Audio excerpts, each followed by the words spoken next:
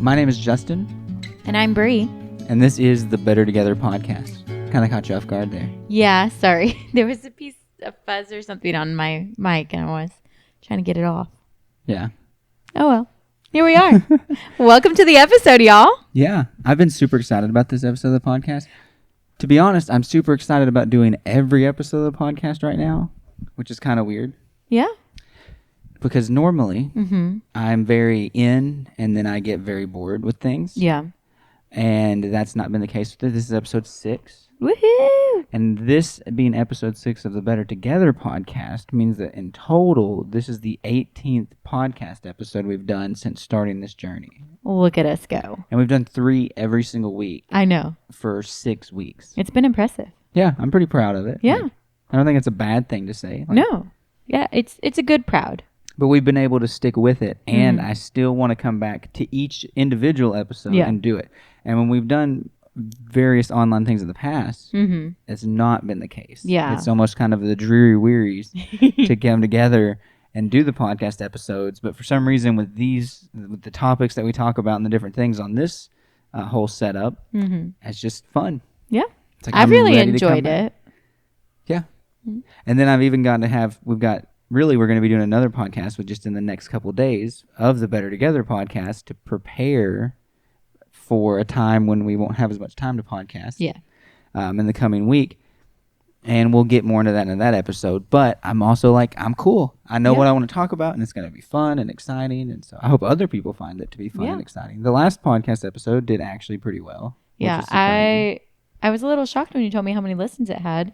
It's such a short amount of time with no publicity. Yeah. 0 publicity, y'all. What's funny is we have a good amount of followers. Not a good, I mean, we have barely any followers. Across the multiple platforms, we have some amount of followers. Yes. Yet we don't even try to utilize that, which is kind of funny. At some point, we're going to have to try to figure out the right method. I really think it's going to be when we start doing video podcasts and we can cut things up more. But this is the kind of stuff that you wouldn't want to cut up. Yeah.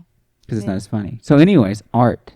Art. Okay. That is kind of where I'm at this week. Oh. Because I found a great story about art. Okay. But before we get into that, we like art. Yeah, we enjoy art. We've bought several paintings. I was going to say very large paintings, but actually in the scale of paintings, I don't know if that's very true. We have actually a lot of paintings. Yes, Throughout several. the house. But none of them are expensive. No. We're very budget art connoisseurs in the sense of I'm just going to buy it because I think it looks real. Yep. Like it looks like somebody actually painted this and that's not a print. Yep.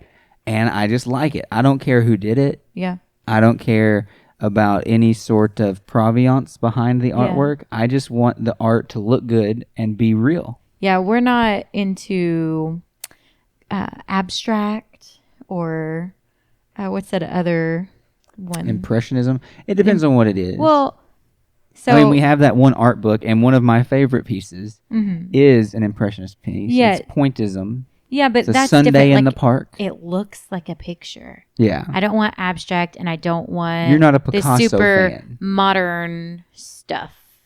I don't like. Well, what we're going to talk contemporary about is art. kind of modern, and I have a story to go along with that. Yeah. Because of the only time I've went to an art museum. But But we have traditional pieces, I would say. landscapes, flowers, that's more our thing. Like traditional art that is very clearly a picture of what you would expect it to be. There's no interpretation of the art that we have. It's just basic, simple, pretty pictures that make you feel good when you look at them. Yeah. And we spent a pretty penny on our first one. I say a pretty penny, but that's for us in the realm of buying things. It was like $100. Yeah. It was not that But expensive. for a piece of artwork for our house, that was like, oh, that's an investment. I was like, oh my gosh, we're getting a deal. And it's got some guy's name on the back of it. It's got the little certificate of authenticity. You look it up and his paintings sell for a lot more than $100. So, and that's pretty much what's happened with all of our paintings. We're like the thrift store painting people. Yeah. But we found like some good stuff. We have a thrift store near us. It's called the Good Neighbor Shop. Yeah. And it's my favorite thrift store, but it's highly trafficked by old people. Yeah. And I think my crowd. Both yes. We're eating dinner at 4 and we're going to bed early. We're drinking our decaf coffee all Exactly. day, every day. I roll with 60-year-olds and I'm fine with it. But takes me back to when we went to Naples on our honeymoon. That's what I was thinking. But we're not getting into that right now. But this place always has all kinds of artwork. Mm-hmm. And a lot of times it gets marked down pretty quick because I don't know if people just have their walls full or they don't want stuff. But we've gotten like really cool, in my opinion, stuff. I wish I could show it, but obviously we don't do that on this podcast. But like I would consider us fans of art. Yeah. Right? Mm-hmm. And we even go into fancy art. Like I'll go look at a place that's expensive. I will go look. I'm not probably going to buy anything in your expensive art shop, but I'll go check it out. Yeah. But I definitely, like you said, I don't want to see modern stuff. Mm-hmm. But in the realm of modern, I found a story where an artist delivered 2 blank canvases. No. Yes. But it gets better. They delivered 2 blank canvases. On purpose? Yes. Oh. Under the name Take the Money and Run. Okay, so there's more to this story. So this artist had done 2 pieces in the past. And one of them was in Australia, and I can't remember exactly where the other is. Let me see. I think it was in Denmark. It was somewhere in that area. It says Danish Art Museum. Mm-hmm. So they had done 2 pieces in the past, and what they did was they put a person's yearly salary on the canvas, like in real money. Oh. To show how little money some people make, I guess. Okay. That was the whole thing. So this art museum, this Danish art museum, commissioned them. It was the Museum of Modern Art, the Kunsten Museum of Modern Art, and they gave them 500,000 kroner, which is really just like $76,000. That's still a lot of money. That's a lot of money. But the point of the art piece was you were supposed to take a vast majority of that money. I believe that the artist was only going to get like a couple $1,000s, maybe $10,000. I honestly don't remember. But so they were going to get a 10,000 kroner artist fee and 6,000 kroner for expenses is what it says. Okay. It doesn't give me the conversion rate for whatever that is, but if you think 500,000 is $76,000, then 10,000 is not that much money for the artist. And so they got the brilliant idea of I'll just send 2 blank canvases and keep all the money. Because they were basically going to be in debt after they did it anyways. Yeah. And so they did it, and that's what they named it, though, was Take the Money and Run, which I think is a genius name. Well, the art museum obviously was not very happy. Of course. Because what their plan was we're going to display this art for some amount of time, and then we're going to take the money back off of it. Mm-hmm. So we'll still have our, their investment. $60,000, $70,000, whatever it was. Mm-hmm. We'll still have our investment from it. And now they don't have anything. So this went to court. The art museum won. Oh. The person's going to have to pay the money. Like, well, I think it's right. I mean, you made a deal, and you did what you're supposed to, even though it is absolutely hilarious to me. It's hilarious, but I think that it should have been clarified in the contract. No, that's the thing. Is it was clear in the contract that you're going to put this money on the canvas and deliver it. And then when the person sent the canvases in, they just sent the 2 blank canvases. And they're big canvases. Yeah. But they just sent 2 canvases in, and with the title, Take the Money and Run. And that's the part that blew my mind when I read that. And the artist doesn't understand why the museum was upset. It's like, you didn't hold up to any part of this deal. Oh, my goodness. Yeah. Exactly. That's what I thought. I was like, how would you ever think that you would get these artist folks. They can be a little temperamental. I thought it was bad when art got expensive and people were putting like a red line down a canvas and getting millions of dollars for it. Mm-hmm. But whenever you just turn in the canvas that you didn't even do anything to and that's your art, no, you don't get to keep the money. I would love to have seen the face whenever they open the box. Yeah. Can you imagine? Like you're expecting to see this thing and like I haven't even seen what it's really supposed to look like with all the money on it. But I can't imagine like what you think. You have this thing built up in your mind and you open it and it's just blank. You flip it over. Just thinking maybe it's on the or looking at the back of it. Nope. What in the world? And then you pull that tag out. Take the money and run. Too bad they didn't run far enough to not get caught. Exactly. That's the real problem. It's not like White Collar, that TV show. At least he would have got away. Yeah. But I mean, that would have been good for him, but not good for the No, moral. I'm not saying people should steal money, but it's just like you didn't even run. You just took the money. Yeah. So the crazy thing is that leads further down the list, and it starts talking about other kinds of, the tense history between the vision of artists designing a piece and the museum curating the exhibition. Exposition. So it talks about Banksy, which I don't know if you know who Banksy is. He's a very famous artist. Nobody knew who it was for a long time. I think now people know who Banksy is. Nope, not a clue. No, like people knew of Banksy. Yeah, but it was one of those things where they were doing like all this different art, and then it was selling for way more money than it should have. Like, I feel like it was on an episode of Bones where they talk about that person, but I can't remember. Anyways, it doesn't matter. I mean, so the point of all this, really, is to talk about the piece that this person did in 2018, which is called "Love Is in the Bin," and so it had the original title of "Girl with Balloon," but now it's called "Love Is in the Bin" because it sold at auction for 1 million euros, which is around $1.2 million. But what the buyer didn't know was that as soon as it sold, it was set to self-destruct by being shredded. Oh my goodness. Through a shredder built into the frame. Oh. And so the minute the person bought it for 1 million euros, shreds. That, could you imagine? Oh my gosh. But it gets better. They get their money back? Better. They get a new painting? No. And their money back? No. They got the last laugh because then it returned to auction in its new form, and the shredded piece of art sold for $16 million. 60 million euros. People are not smart.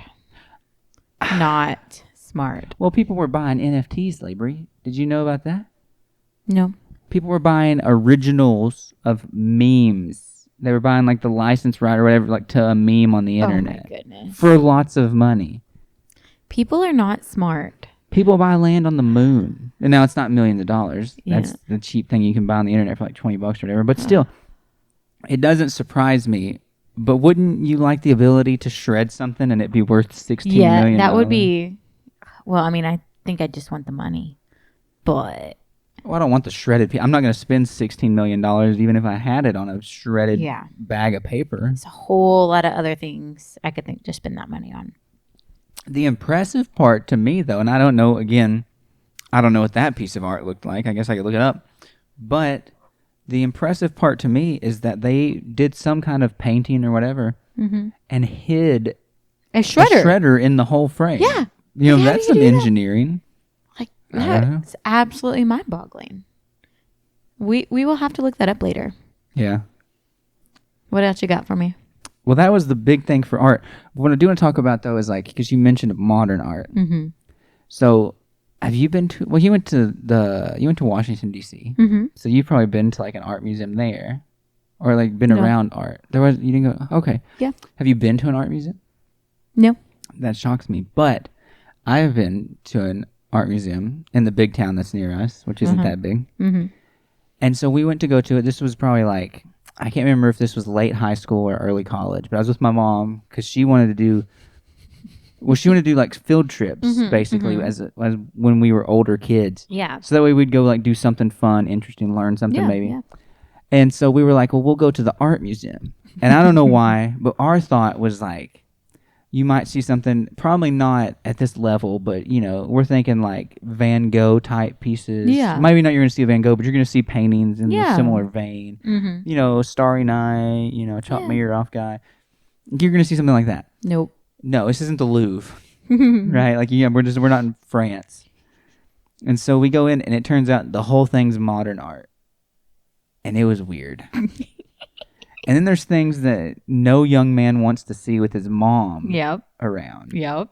I saw that was going when you said modern art exhibit with mom. Yeah. Well, okay. It was just the art museum. Yeah. We didn't know it was, but like all of it's modern art. Yeah. And then there was like, it was this creepy giant, and this is going to sound weird because I can't not. Mm-hmm. But when we were clear, you couldn't actually see any parts that you shouldn't see. Mm-hmm.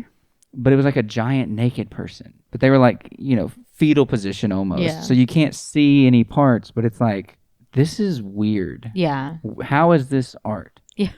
Right? Like, I'm far more impressed to go see like a Thomas Kincaid piece of art, right? Which sounds I loved when that store was in the mall. That is the most redneck thing. Like, rednecks are like, this is good art. This is why people it's pretty pictures. But this is why people from like New York and California, they're like, these Southern people are stupid. They don't even know what art is. Because we were captivated by Thomas Kincaid, the master of light. Listen, we know how to appreciate God's creation. Listen, we know how to appreciate a man who is an artistic genius and is able to sell you on clocks, on mugs, on paintings, on... Here's what I'm going to do. Original art is expensive. Mm-hmm. And is very difficult for me to sit down and do. So what I'll do is I'll reprint it, and then I'll just paint over it. Just add a little texture here and there. Just add some texture. And then I'll sell that to you. Yeah. And we're like, sold. I can't afford a real piece of art, so I'll just buy this Thomas Kincaid stuff. Hey, more power to him. And if people want to buy it, then sell it, right? Like, that's my thing. But hats off to you, entrepreneurs and guy who sold the museum a blank canvas. Yeah.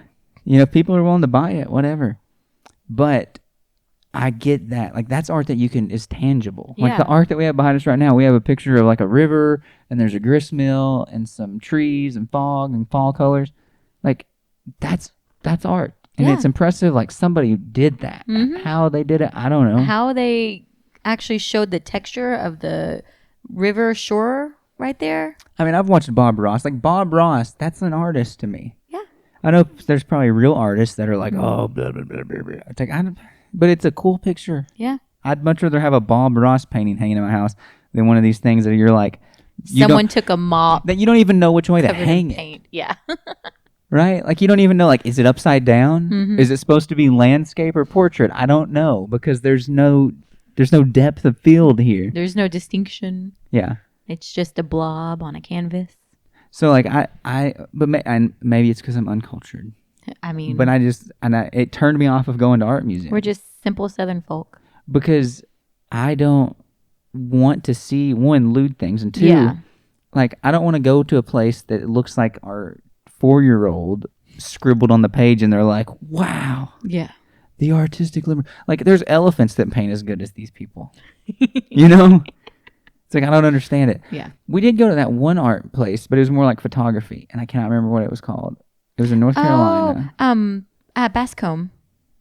Sure. The Bascom, that's what it is. Mm-hmm. That was a cool place. Yeah, I liked that. And I really enjoyed the little setup where you could take your own self-portrait. But I think that was like, it changes. Yeah, that was just a little temporary thing, but I really enjoyed that. Well, I don't mean just that part. I mean, like, the whole museum. The show, yeah. Yeah, like all the different pictures and things. Like, it's like exhibits come through or whatever.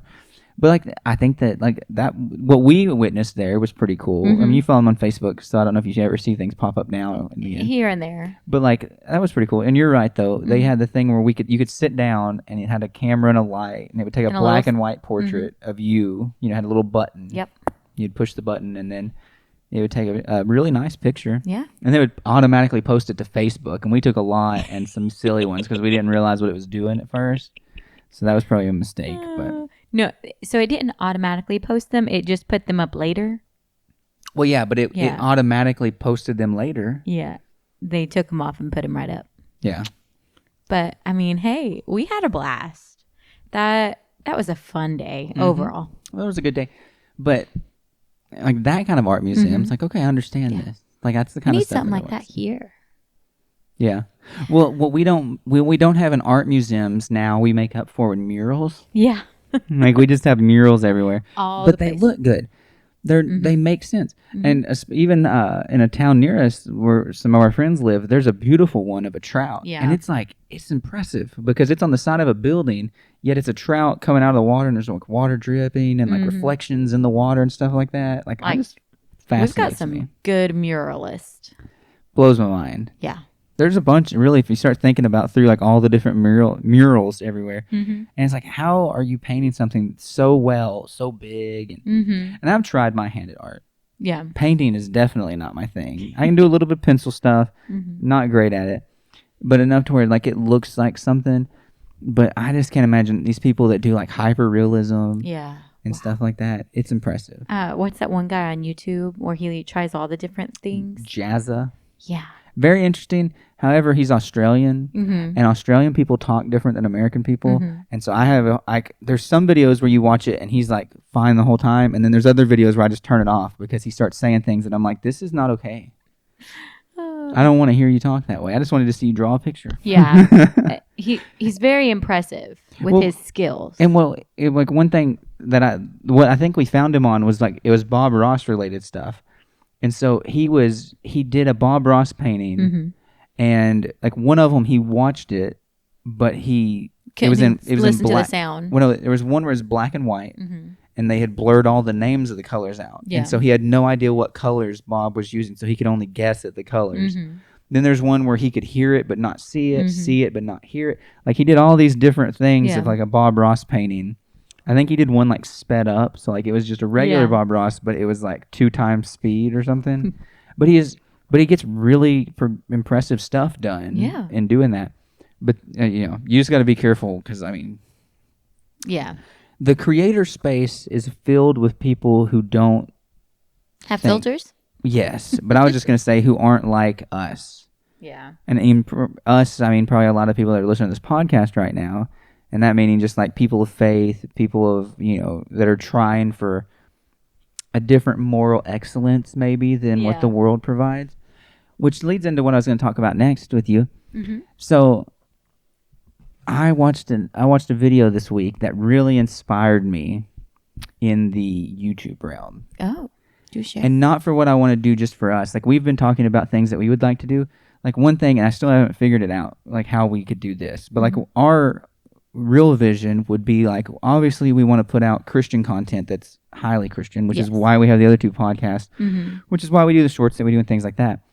But at the same time, I know from just being who I am that like I love watching teaching videos. I love listening to podcasts that are teaching podcasts where like somebody is bringing you a message to build you up, to make you think, to make your mind work, to get you closer to God. Yeah. And that is so important. But we can't live in that vein all the time. Yeah. There's a season for it and there's a season without it. And that, even in like your day, right? Like you may be able to be at work and like you listen to a couple podcasts a day that are preaching or teaching podcasts. And it's like, this is great. But then eventually your mind just gets tired from thinking. But like with what my job is, I'm normally out working with my hands in a space that's loud. So I have to have hearing protection on anyways. So it's just nice to have something else playing instead of hearing the constant hum noise that I'm around. And so then you try to find things that are good, clean things, preferably even by Christians that maybe aren't as teachy. Yeah. And I do have a few of those podcasts. And I just like the Duck Call Room with the people from Duck Dynasty. Like they're very clean, but they talk about different things that I'm interested in. Yeah. I recently discovered some people that do a disc golf YouTube channel and podcast. And so they're Christians. And so sometimes even on their podcast, Christian things come up, but it's not the main point. Yeah. Right? And I'd really like to find ways to promote and make content like that. Right? Well, I watched this video and it was about a podcast studio because obviously we want to be able to do video podcasts. Yeah. And I was like, this is interesting. This person spent $750,000 to build a podcast. Well, $500,000 they bought the building for $500,000. Okay.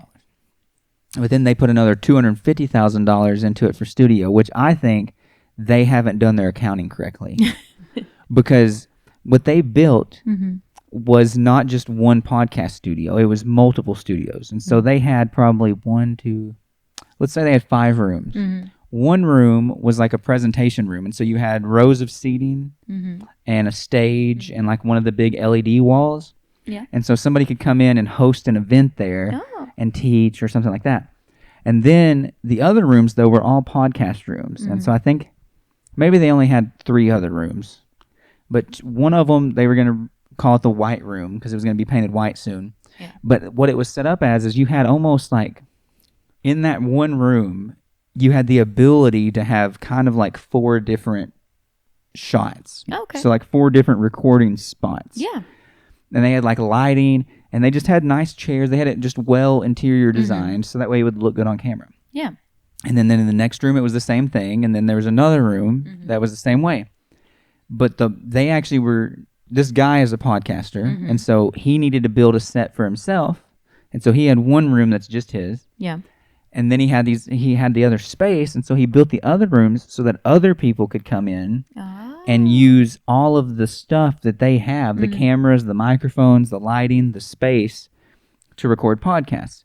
And then, I mean, what's amazing is that by adjusting light colors and sitting in those different areas, you could have podcasts that, they're going to look a little bit the same, but can be just different enough that you could have multiple podcasts being hosted out of this one room, and it would still be engaging for the audiences because it's not going to look exactly the same every single time. And then he had so many different spaces, because what the issue is like a lot of people have stuff that they want to talk about, and a lot of stuff that they want to do, but they don't have the facility. Yeah. They don't have the equipment. And personally, as we know, like, you don't need a bunch of fancy microphones and a bunch of fancy cameras and things like that to do a podcast. Like, we started doing podcasts with a $30 lapel mic set. It came with 2 microphones, 2 like lapel mics that just plugged into your iPhone or your iPad, and then we would just record into a voice memo and just throw that up. And we had a good amount of views or listens, whatever, just doing that. And then we just wanted to upgrade just because we wanted to. Yeah.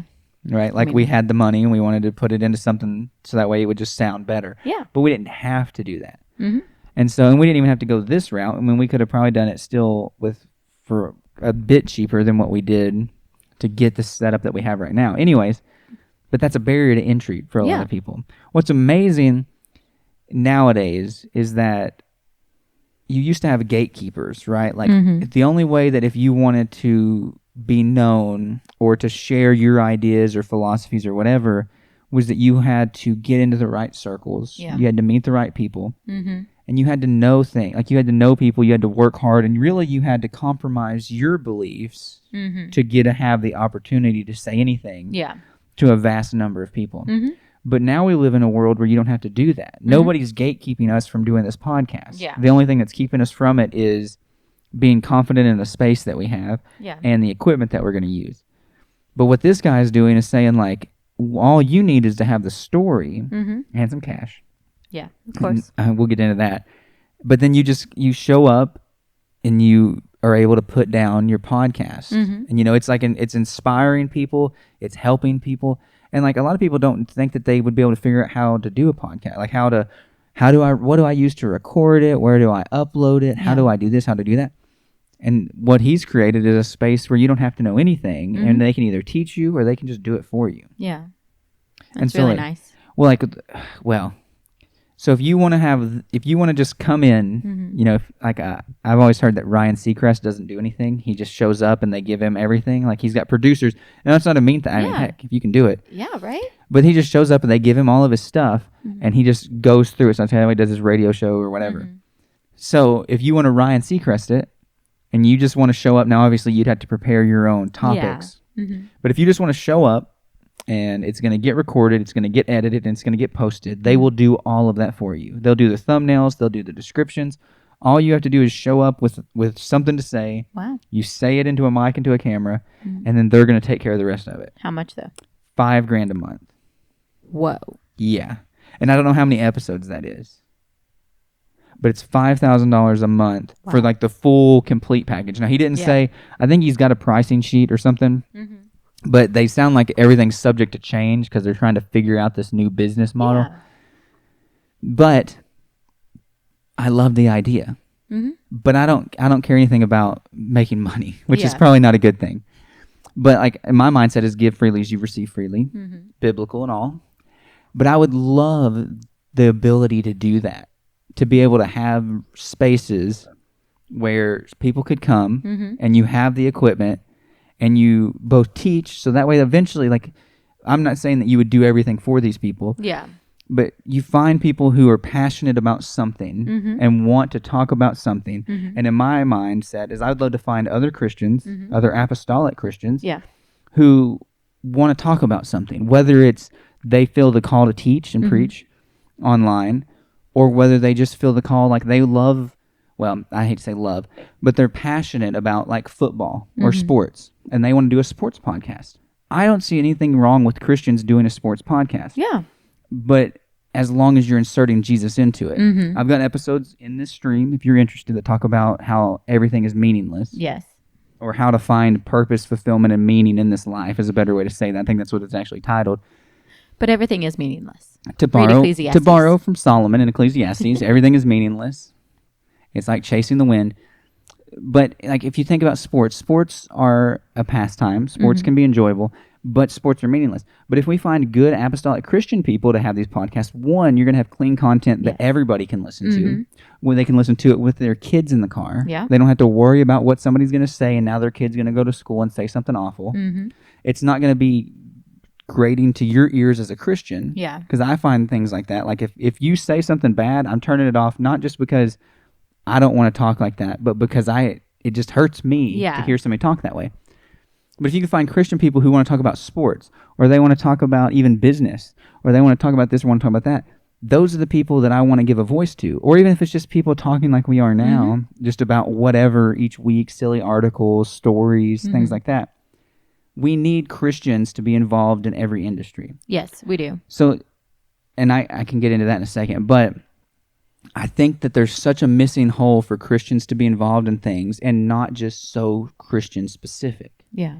Gardening. If you want to get on a podcast and talk about gardening, like it's whatever. But if I could have a space where you could have just microphones and you could have it all set up and people just come in and they do their piece and they take their recording and they post it. Yeah. And you just build this Christian community of good content, right? It's what we need more of. There are millions of videos going up on YouTube every day. It's hard to get seen, but it's not impossible. Yeah. If we produce good and just constructive content. And then, like one of the YouTube channels that we follow that's also Christian, but they don't have all the same views as us, especially to tell by this name, but it's called Bikes and Beards. Yeah. And so, like, the guy is passionate about motorcycles and he has a beard. Yeah. But he took his business that was all about motorcycles, and he had 2 YouTube channels, one where he just test drove motorcycles so that people could see it, and then he had another one where he just showed you the behind the scenes of running the dealership, which now is turned into more of like sillier videos because he's a bigger YouTuber. Well, and I think he sold the dealership. He did sell the dealership part. So he's just into doing fun stuff with bikes now. Yeah. I think he still reviews bikes every once in a while. But anyways, so he had the 2 YouTube channels. And what he did is like that in itself isn't very meaningful. Yeah. But what he did is he made a point to put gospel-centered things in that. And so he would read a Bible verse all the time. Yeah. Or he would show charitable acts in the videos. You know, like he's a super charitable guy. Like he'd give things to people or like pay for people's gas or do these different things. Some of my favorite things that he would do is he'd post a bike for sale, but he'd put it on like Facebook Marketplace and say, first person to bring me a pizza gets it. Yeah. Like, how fun is that? Yeah. And then he would share a Bible verse in the video every time. Both in even the test drive videos, he would get on his motorcycle and be driving and then like recite a Bible verse. It's like, well, you know, this reminds me of one of my favorite Bible verses, you know, John 3:16. And he would just go through the verse. Yeah. But that's a way of doing that. And I think that there's so many people in the Christian community that could do the very same thing. And I would love to be a part of just getting people's voices out there. Yeah. And not just in like purely video, because I feel like we are finding a surge in video content, which is absolutely wonderful.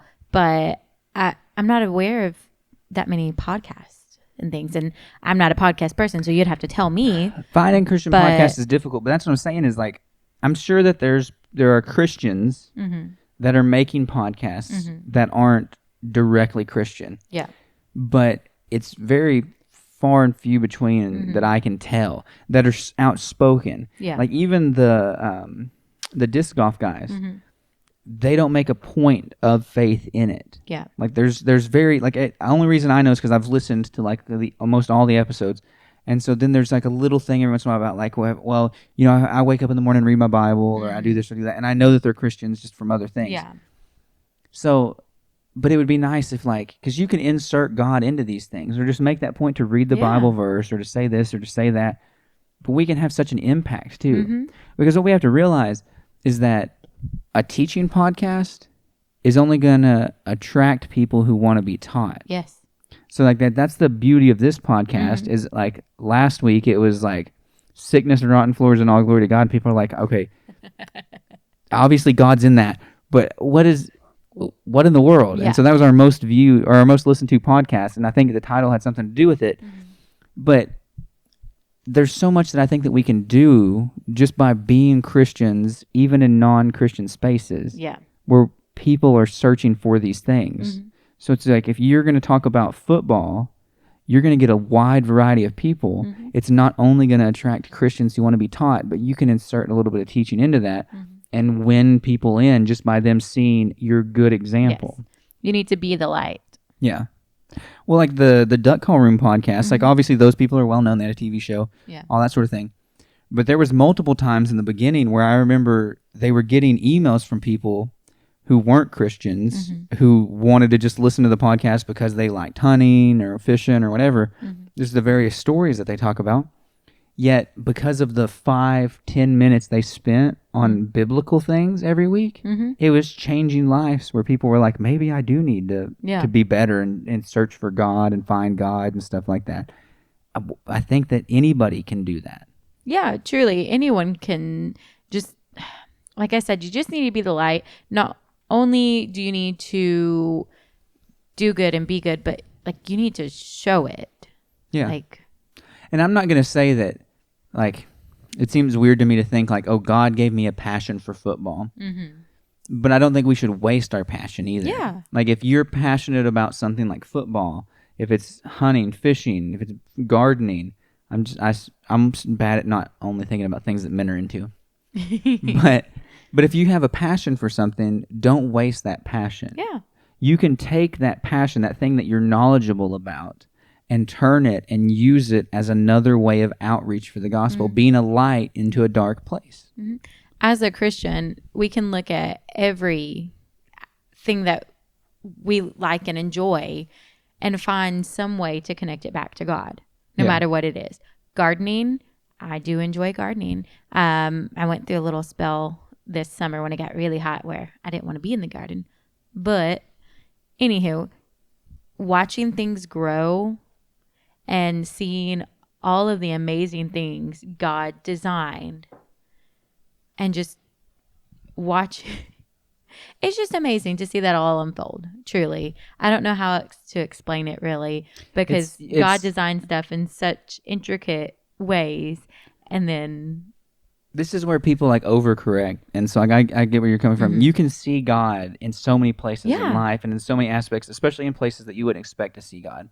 But we have to be like, and I think we should use that and use like, because we can transition. And so you can have a gardening podcast and you can be talking about something and you can transition into God from that something. Yeah.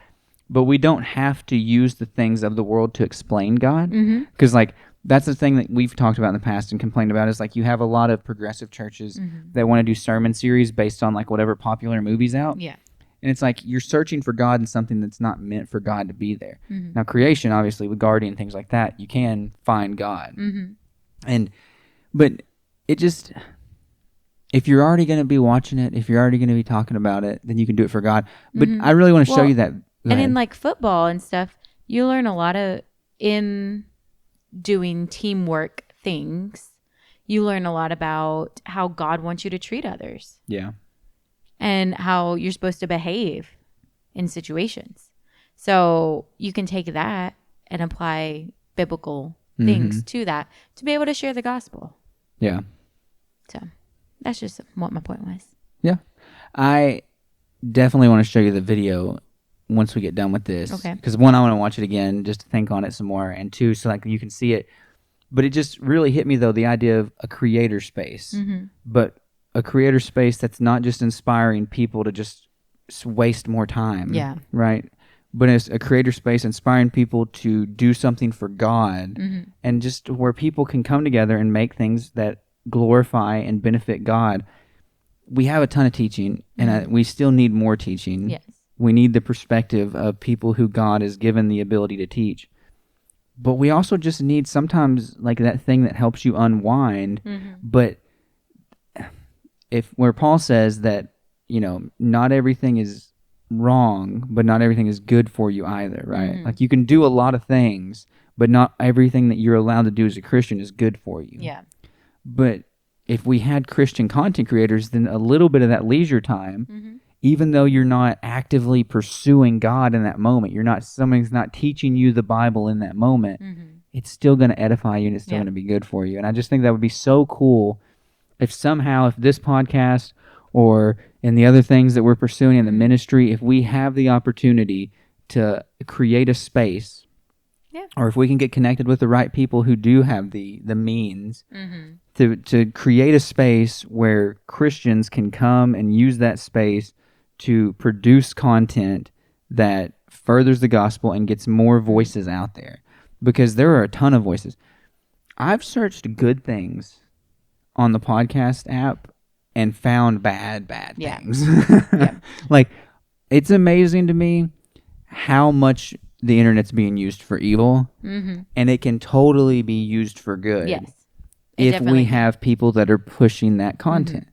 And the thing is that people want that content. Yeah. Especially now more than ever. I think that you're going to see... I don't think you're going to see this massive change in the sense of like what the world puts out, obviously. But I do think that you'll see individuals and groups of people who are tired of all of the bad stuff, even if they're not currently Christians, that are just like, I'm tired of everything being wrong and perverted. And there will be people that are pulling into things that are just good and wholesome. Now, I do want to toss out a plug there. We know some people who started their own streaming service. Yeah. That is all Christian content. So it's all nice and clean. It's a wonderful streaming service, but I think in this we're talking about free, accessible to all type thing. And we haven't really looked into the streaming service because we try not to get into purchasing those just because it adds up quickly if you get into all the different things. So we literally only have like one monthly service, like streaming wise. So, I mean, and that's it.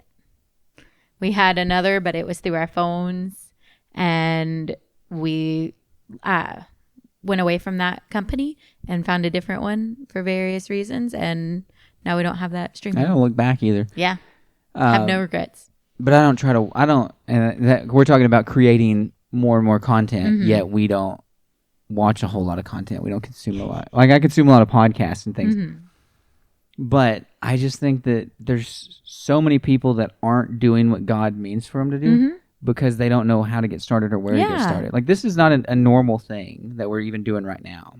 Yeah. Because, we have one of the guys that we know asked us specifically, like, what microphones are you using, or how are you doing your podcast, how are you doing this or that? Because it's not easy. It doesn't seem easy from the outside. It's actually not that difficult to edit the stuff, and like most everything that we're using, actually everything except what we're recording into right now was free. But we use GarageBand to record it, which is what comes on a Mac computer. Yeah. We're using DaVinci Resolve, which is a free editing software to edit all of our videos and to edit all our podcasts. Yeah. And then we host on YouTube and we host on Spotify for podcasters, which is all completely free. Yep. So everything that we're doing right now is for free. Like, we're able to put it out all without any additional cost to us, except for like the hardware that we've bought. Yeah. That you didn't really even need. You could actually start a podcast right now. And that's the thing. You don't need to have, like, we wouldn't have to have a space for people to come and be creators. We wouldn't have to have all of the equipment, the microphones and things like that. You could easily have your cell phone and download the Spotify for Podcasters app and simply start talking into your cell phone and record a podcast. Yeah. The audio is not going to be the best. But it's you're still gonna need getting to be, out there. Yeah, you're going to need to be in a very quiet place for one.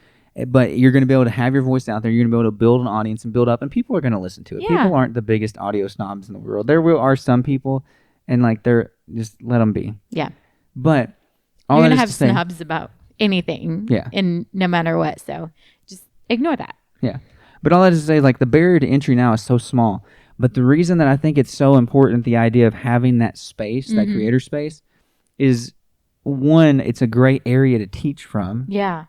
And two, you're going to be able to attract such a wider audience because while I think you can get away with a little bit of audio, if you have a pretty background, it's going to attract people. Yeah. Video is going to be what captivates and attracts a lot more people.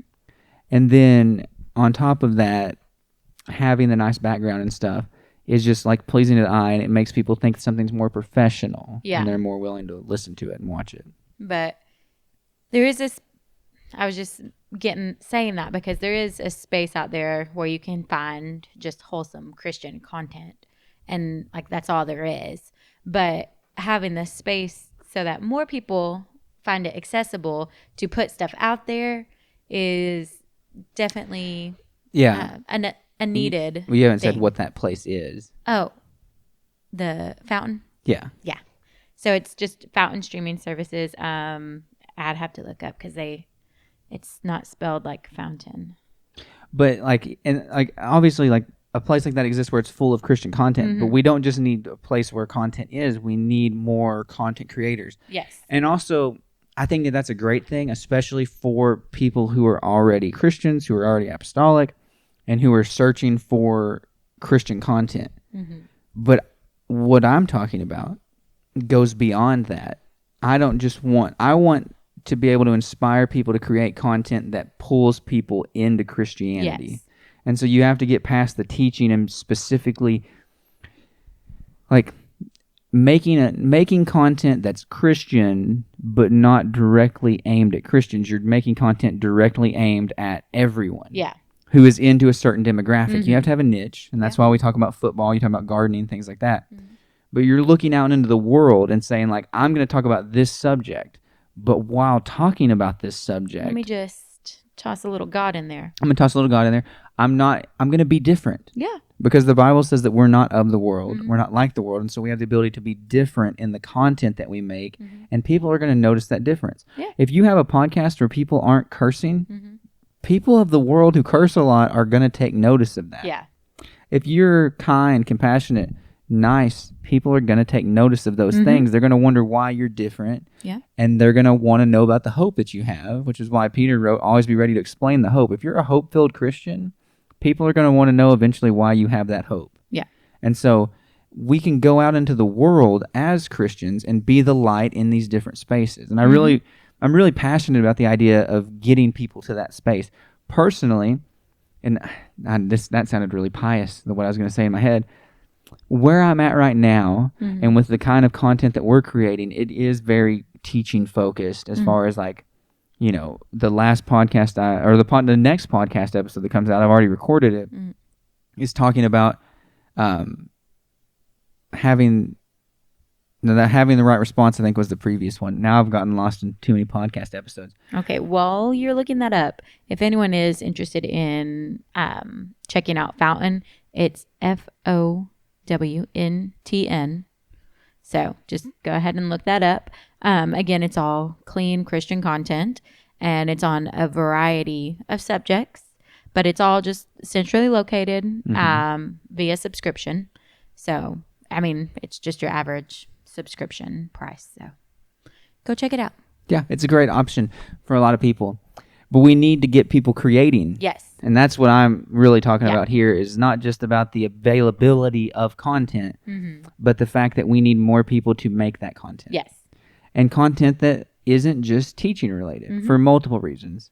Like we've already said, I don't want to keep repeating myself, but I do think it's so important, and it's something that I really am passionate about, and I want to see more people do, because it doesn't take that much time to do this. It takes an hour of recording time and maybe 30 minutes of editing time for what we do right now.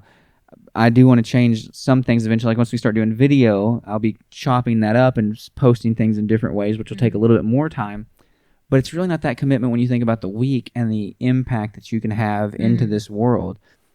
It's all about putting the light where the light's not at the moment. Yeah. Now, I will say I do have a couple of silly things that I wanted to discuss. I think we're about out of time now. I know. You've ran out on my time. All of my topics.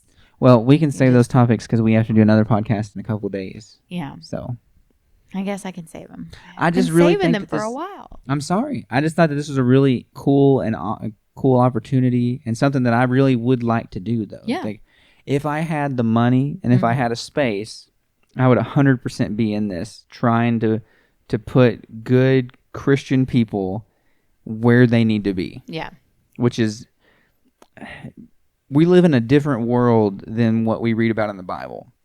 And I think that the way that the people of the Bible would have worked and would have done things if they were in our world today would have been different. Yeah. Not that they would have not still done church services in person, and not that they still wouldn't have been evangelists and going out in person to do things.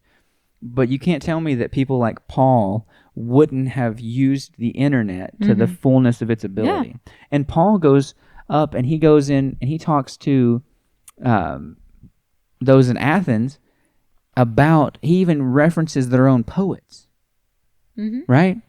And now what the poets said and the way that he equates what the poets were saying to the truths of God is ever recorded as the inspired word of God, right? And it's amazing to think about that. Is he went to a place that we wouldn't really think about going, and he had an impact by using what they knew and what they understood. And so we can do the very same things, through these different online ministries. I think Paul would have been the busiest dude ever if he had the internet. You think about the amount of shorts, the amount of videos. He would have constantly had a camera and a microphone. No sleep for him. No, he would have been like, you think he was up that one night for the church? He would be taking 5-hour energy drinks constantly. He'd be like living on Red Bulls, But he would be getting work done for the kingdom. Yeah. Because he'd just be putting stuff out constantly. I mean, the dude seemed to be constantly writing. Yeah. I believe he constantly would have been speaking in front of a camera, in front of a microphone, just saying as much as he could to help as many people as possible. Now, I will say, your mom kind of came out of your mouth when you said, if I had the money, I would. Because she talks about if she had, just an extravagant amount of money, how she'd invest it back into her city and stuff and do things for the good. Yeah. And help. That's kind of where our heart should be, though. We shouldn't think like, well, if I had money, I would do these things and these things for myself. For me, myself, and I. I need to do things for other people. But I think, like, gosh, I'm really into this idea. I could just keep repeating myself over and over again, but I think I've done it too many times. But in that, like, so it'd be wonderful to have a nice place where people can come in and record their content and then take it and edit it, and just have that nice space where they're not having to worry about that, and it just takes that off their shoulders and onto another place. But I want also a place where you can like display like art, pictures, and paintings, because I know several, they're all girls, but several girls who are wonderful artists, and I know some amazing photographers too. And it would just be wonderful to have a place to display all that, because a lot of times, like in photography, because I enjoy that. I'm in that realm as well as gardening and all that. It'd be nice to have a place where you can display certain things and sell it, give the money to missions, whatever. Like that kind of place. It just... like have the recording studio in the back, have a nice little art setup in the front, sell other various goods. I don't know. I just want to get people out there, though. Like, I don't care anything about money. Like, take it or leave it. Like, I wouldn't want to charge people $5,000 a month. No. Like, it's like business ideas seem great and all like that. But just to be able to inspire people to do what they're capable of doing. Because people are capable of doing this. And if we can do it. Yeah, if we can do this, you can too. Right. Like, but legitimately. Honestly, like, for real. I didn't think that we'd be able to talk this long about this subject. I know. I don't know how many times I repeated myself. I hope that I wasn't like just constantly saying the same thing over and over again, like it felt like I think did. it broke it up enough. I think we're pretty good. I just hope I made sense. I might have to come back in a few months and make the same episode again because like I just want people to understand like what the goal is. The goal is to like I don't like the whole thing is more God and less me, right? And I want God to be at the forefront of all the ministry stuff. And I want to be able to also elevate other people, not obviously higher than God. Yeah. But like I want to be on the bottom pushing other things forward, right? Like there's no point, like I don't think, oh, I'm so much smarter or better or anything than these other people. I'm thinking God has given me something to give to others, and I have to believe that I'm not the only person God is giving things to, but I'm just the person who was able to figure out how to actually do it. Well, I think now we need to help other people do the same. In that, though, why couldn't I have said that 20 minutes ago?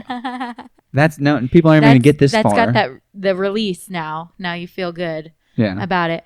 But I think what is great about how to say it, oh gosh, your view in this is because we like to break it down real simple, and we'll figure it out. And we will share it all with you. Yeah. We will let you know what to do, like, and just help you through. Yeah. As many people as possible. And that happens in your daily life. Like, you a lot of times break down stuff for others just to make it simple. Like, okay, these are the things you have to do. If you had to do the assignment of write an essay on how to make a sandwich. Well, I talk about that all the time. Well, I talk about that all the time because it stuck with me when I learned about that in middle school. That was one of the tasks that we were given was like write out how to make a sandwich, and then you would skip all these steps. The teacher was like, "Well, how do you untie the bread tie? How do you do this? How do you do that?" I'm not a smart person, in the sense of like I'm not somebody who can infer. I like it to be clearly written out what you expect from me, what you want me to do, and how you want me to do it. Otherwise, I'm gonna like have a panic attack. You know, not really, but I'm going to question it. I'm going to be like, I don't know. What do I do? How do I do it? So that's how I want to present things to others. Is this is how you can do it. This is the steps. This is what you do, and make it that simple. But hopefully, we'll just have to pray about it. Yeah. Seek God, and hopefully the opportunities will arise where we're able to help other people do what they are. But and that same thing is just reaching as many people with as much stuff as you possibly can. Flood the market. Yep. Right? As if we're putting out as much as we can, it's going to get found by people. Yeah. And that's where we're at right now. You know, that's where how we've gotten to where we are. And I'm praying that God will help us to continue to do that. And hopefully we'll find other like-minded people who just want to have an impact in this world using what God has given them. Yeah. That's as simple as it is. Hopefully this podcast episode has made sense. If you guys want to get involved, if you want to be a part of any of that stuff, like, let us know in the email. Yeah. We would love to hear from you and help you, first off. More God, Less Me podcast at gmail.com. Hit us up with any questions, anything like that. We'll help anybody in any way that we can. Yeah. Yeah, that's about all I've got this week. Mainly because we're almost at an hour. Yeah. This went a lot longer than I was thinking because I did have my good little chunk of stuff, but we'll save it for next time. So come back and see what I've got to talk about. And until then, we hope you guys have a great rest of your week. And God bless.